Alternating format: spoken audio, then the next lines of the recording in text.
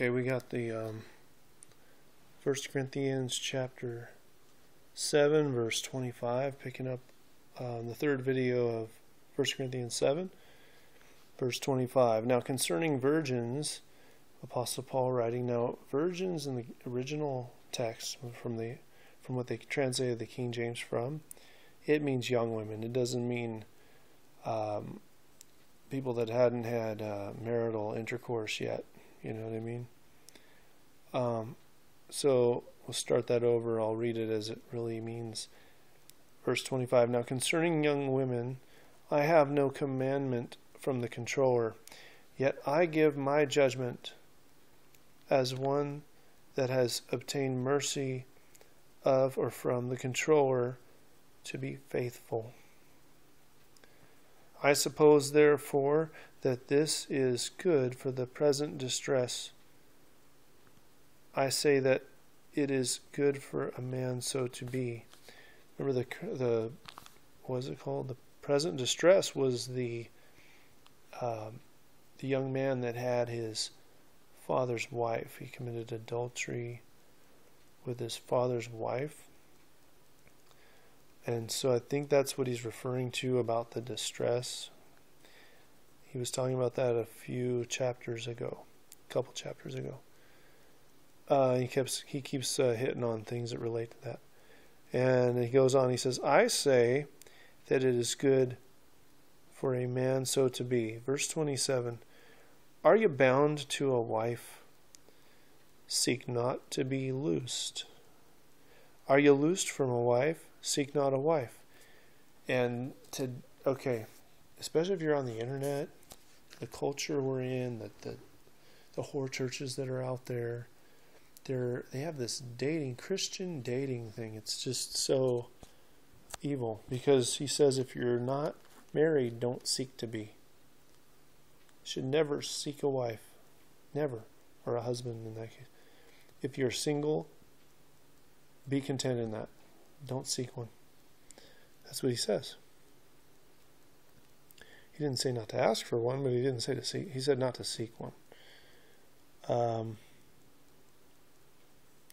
Are you bound to a wife? Verse 27, are you bound to a wife?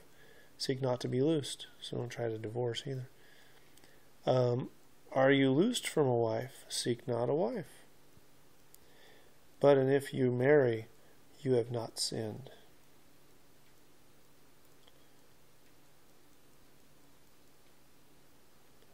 And if a young woman marries, she has not sinned. Nevertheless, such shall have trouble in the flesh, but I spare you.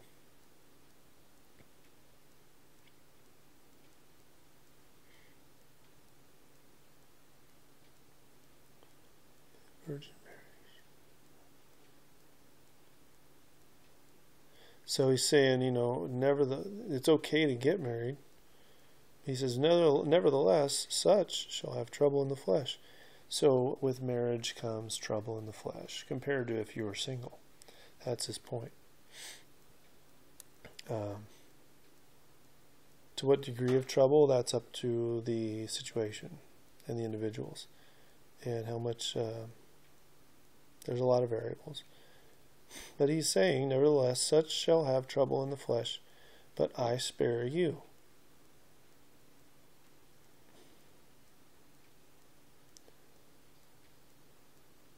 And verse 29 says, but this I say, brethren, the time is short. It remains that both they that have wives be as though they had none, and they that weep as though they wept not, and they that rejoice as though they rejoiced not, and they that buy as though they possessed not, and they that use this world as not abusing it. I think that's his key on that. Because, how they say alcohol abuse and this and that. It's, I think, excess. So there's something to do with excess there. And let's consider that. I'll read it again. This I say, brethren, verse 29, this I say, brethren, the time is short.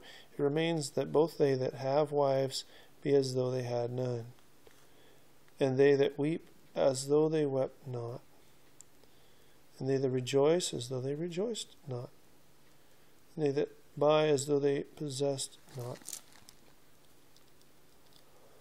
Something about not letting your right hand know what your left hand's doing.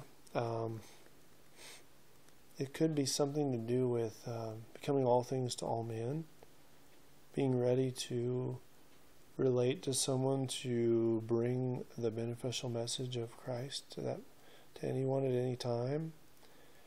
Probably putting that first.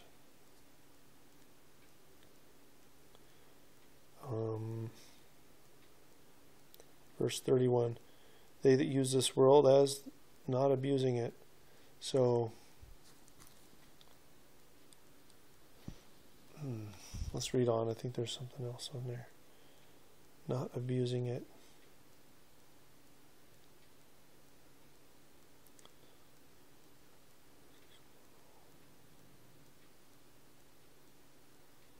Okay, yeah, verse 31. And they that use this world as not abusing it, for the fashion of this world passes away.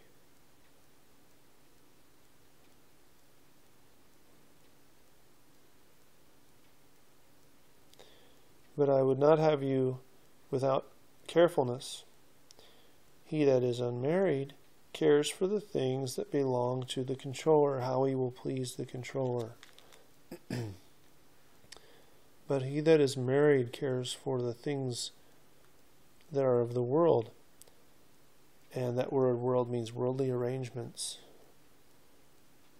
Arrangements of the world. How he may please his wife. Verse 34. There is difference also between a wife and a virgin, or a young woman.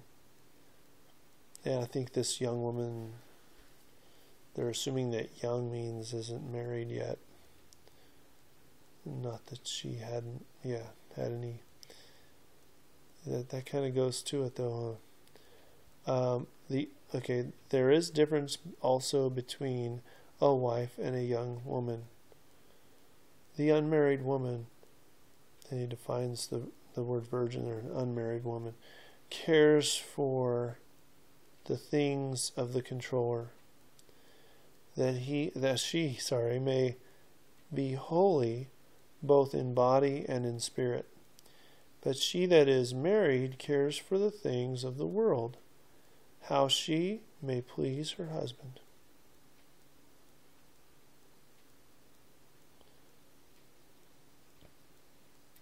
Cares about the things of the worldly order, the world orderly arrangement of the world, how she may please her husband.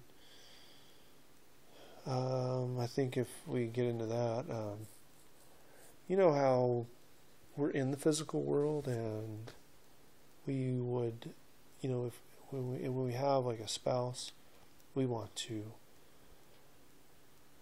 provide physical benefits for our spouse. When we are not married to a spouse, we don't have to seek for pleasing our spouse and getting our spouse physical things. So we take the time and energy that we would have done that with, we focus it on the spiritual with the controller, because of course there's an extent of getting our own self the physical things that we use physically. But when you have a spouse, there's double of that. I guess that's where he's figuring it. And I think that's what he's getting to. Because with a spouse comes a family, with a family comes a dwelling place, and maybe savings for the children, and buying clothes, and going shopping, and doing all this stuff that takes time and attention and energy. So I think what he's getting at is, being single, you have way more time for the controller.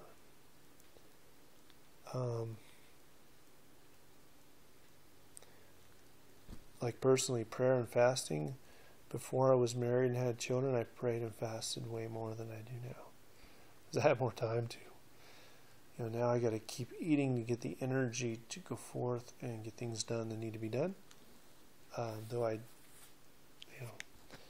fasting, that doesn't mean I don't fast, but I used to fast more often before I was married and had children. So, that's his point, I think, And he said it's not wrong to be married. You don't sin by marrying. So it's not bad, Let's keep going here.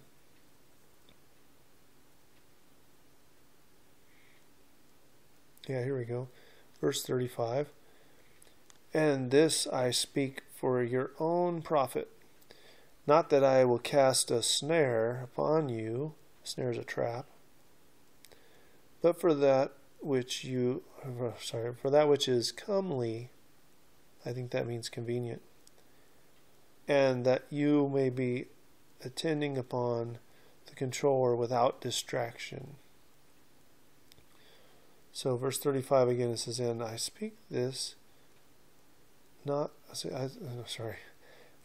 35, and I speak this for your own profit, not that I may cast a snare on you, but for that which is comely or convenient, and that you will attend upon the controller without distraction.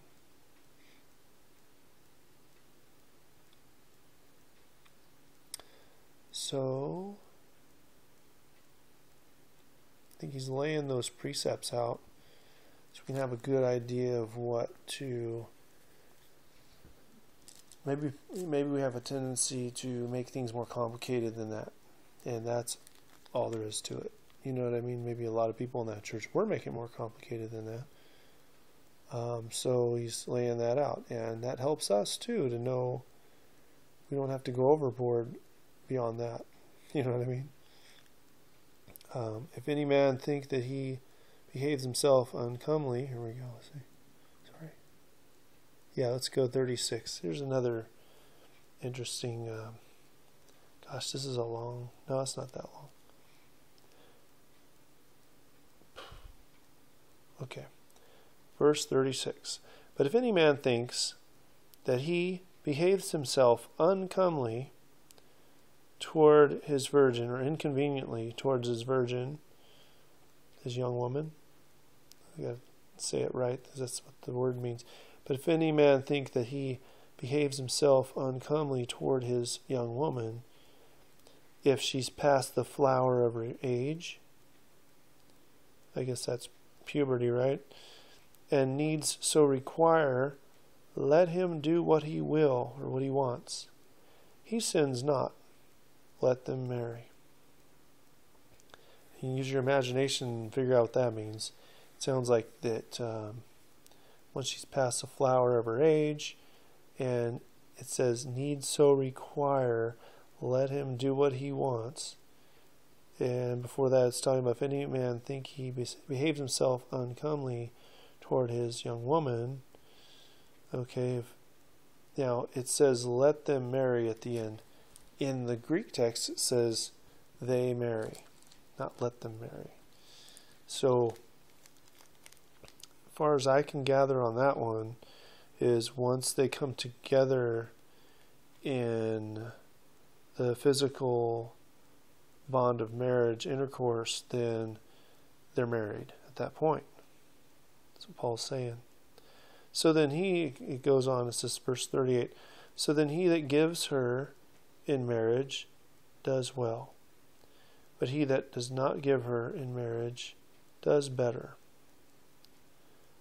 The wife is bound by the law as long as her husband lives, but if her husband is dead, she is at liberty to be married to whomever she wants, only in the controller. But she is happier if she so abides after my judgment, and I think that also I have the Spirit of God. So, Paul's judgment he's talking about, but he has the Spirit of God. So, that says something about his judgment. I'd like to go back over that last part, because if they come together and they're married at that point, then as far as God's concerned, once you are in a union of what marriage is in God's sight, then you are married at that point. You're responsible for your spouse in a marriage sense. It's not you have to go through a process of traditional courtship and engagement for so long, and sign the marriage papers of the government of man, and then only then can you be married. No, it's what he says here. It says, nevertheless, no, that's it. Verse 36, but if any man thinks that he behaves himself uncomely toward his young woman, if she's past the flower of her age, and need so require, let him do what he wants. He sins not, they marry. So that's pretty much it. There's not much to it. It's simple, but once you come to that point, you got to live up and continue in marriage till death do you part, right? Verse 37, nevertheless, he that stands steadfast or securely in his thoughts and emotions, his heart, having no necessity, but has power over his own will, and has so decreed in his heart, thoughts and emotions, that he will keep his young woman, does well.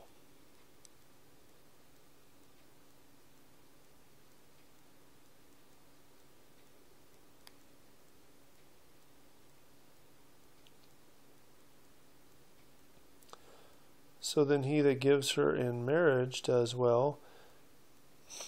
See, so does well. He that gives her not in marriage does better. So, I think, okay, let's go back to 37. Sorry, I had to examine that. Nevertheless, he that stands securely in his thoughts and emotions, having no necessity, but has power over his own will, and has so decreed in his thoughts and emotions that he will keep his young woman, does well. So you do well if you go through that and you keep your woman in marriage. The previous verse talking about them getting married, and then 37 staying married. Verse 38 says, so then he that gives her in marriage does well, but he that gives her not in marriage does better. So someone who doesn't get married does better than someone who does. He's just saying that being married is, being single is better than being married if you're serving the controller. And Jesus proved that. He didn't get married. So, but he says if you marry, you're not sinning. It's not a sin to get married. It's just better if, he says here, verse 40, but she is happier if she so abide after my judgment. And I think also that I have the Spirit of God. She's talking about, if her husband dies and then she can get married or not. So he's indicating about being single is better. That's what I'm getting out of it. So there we have it. I want to go to chapter 8, but that's the next video. That's a whole other issue too. So, look forward to chapter 8. And it's too late for me to do another. It is too late for me to do those videos probably, but I like to do them and learn and make sure. And if you love the truth, then you love the Holy Scriptures because it's truth. So, blessings in Jesus. Take care.